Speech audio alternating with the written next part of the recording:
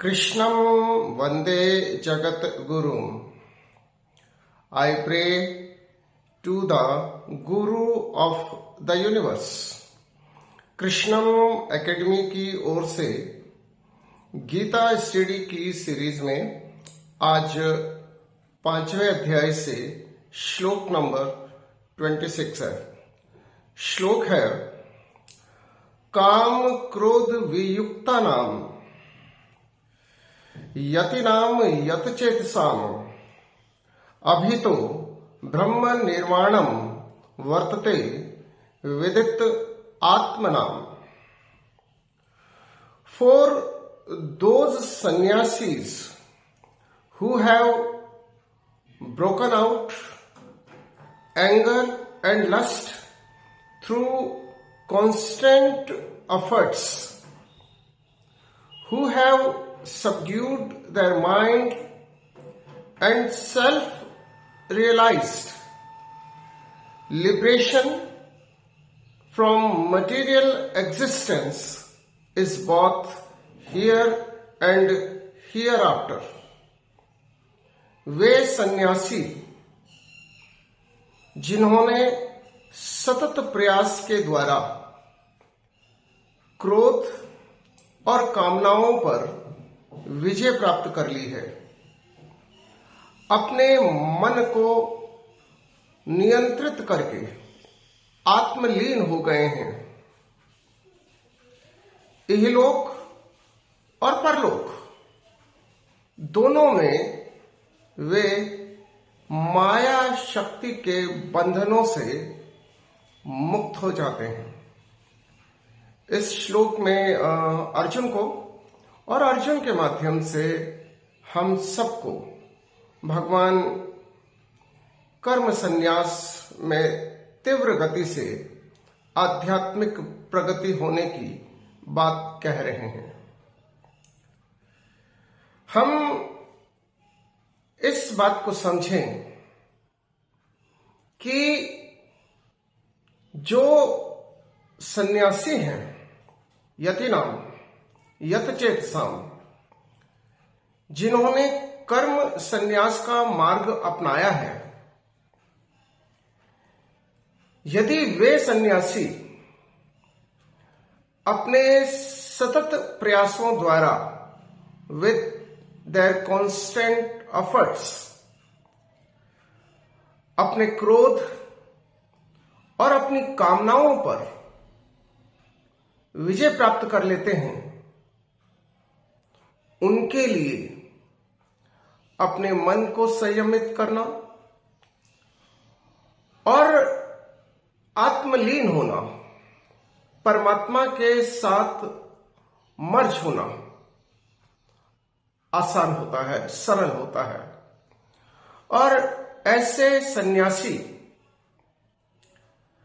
सांसारिक बंधनों से मुक्त हो जाते हैं, चाहे इहलोक हो या परलोक हो।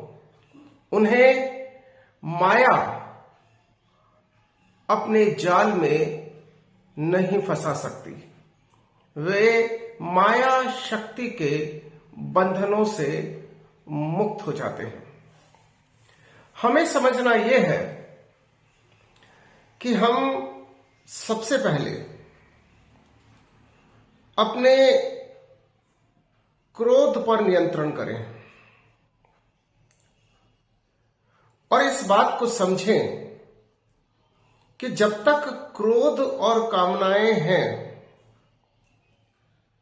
हमें बाहरी परिस्थितियां सुखी और दुखी करती रहेगी। अनुकूल परिस्थितियां हमें सुख देगी और विपरीत परिस्थितियां, कठिन परिस्थितियां हमें क्रोध, मोह और विनाश की ओर ले जाएगी। इसलिए यह जरूरी है कि हम आत्मलीन हो।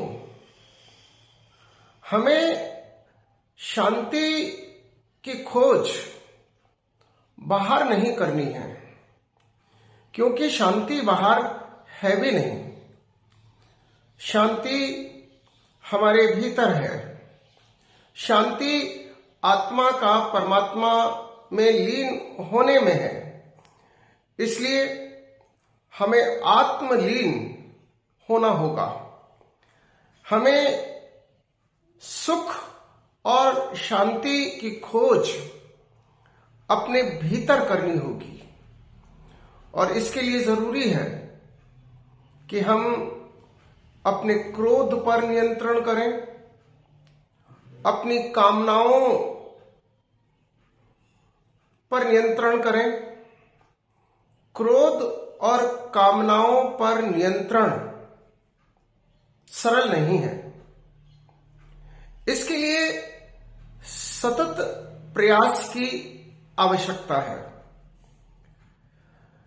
Constant efforts. हम क्रोध ना करें, हम अपनी कामनाओं को सीमित करें। इसके लिए हमें सतत प्रयास करना होगा। हमें क्रोध ना करने की आदत बनानी होगी। हमें किसी कामना के पूरा होने पर या पूरा ना होने पर सुखी और दुखी होने की अपनी प्रवृत्ति से मुक्ति पानी होगी। यदि किसी व्यक्ति का सुख और उसकी शांति बाहरी परिस्थितियों और बाहरी घटनाओं, संघटनाओं, विघटनाओं और दुर्घटनाओं पर आधारित है, तो निश्चित रूप से वह व्यक्ति अपने जीवन में सत्य से बहुत दूर है। सत्य यह है कि हम अपने माइंड को कैसे सेट करें। हमारा माइंड सेट, हमारी मानसिकता कैसी है। अगर हमारी मानसिकता सत्य और सकारात्मकता पर आधारित है तो हम सुख और शांति की खोज आत्मलीन होकर के करेंगे। परंतु यदि हम बाहरी परिस्थितियों और बाहरी घटनाओं और दुर्घटनाओं और नकारात्मकता का शिकार हैं, तो निश्चित रूप से हमें सुख और शांति प्राप्त ही नहीं हो सकती। इस श्लोक में परमात्मा ने समझाया है कि सुख और शांति की खोज जिस प्रकार सन्यासी काम और क्रोध पर विजय प्राप्त करके अपने मन को संयमित करके आत्मलीन होकर के करते हैं, हमें भी वही रास्ता, हमें भी वही पथ अपनाना होगा। हमें अपनी कामनाओं से छुटकारा पाना होगा। क्रोध और कामनाओं से छुटकारा पाने का अर्थ यह है कि हम माया के माया जाल से मुक्त हो रहे हैं और इसके लिए हमें निरंतर सतत प्रयास की आवश्यकता है, सतत अभ्यास की आवश्यकता है और ऐसा करके हम निश्चित रूप से अपने क्रोध पर और अपनी कामनाओं पर नियंत्रण स्थापित कर सकते हैं। और यदि हम अपने क्रोध और कामनाओं पर नियंत्रण स्थापित कर लेंगे, अपने मन को सेट कर लेंगे, माइंड को सेट कर लेंगे, तो फिर हम अपने भीतर झांक पाएंगे। हम इनर अर्ज को समझ पाएंगे और जब हम शांति और सुख की खोज बाहर की अपेक्षा अंदर करना, अपने भीतर उसकी खोज करना प्रारंभ करेंगे, तो निश्चित रूप से हम माया जाल से छुटकारा प्राप्त कर सकते हैं। जय श्री कृष्ण।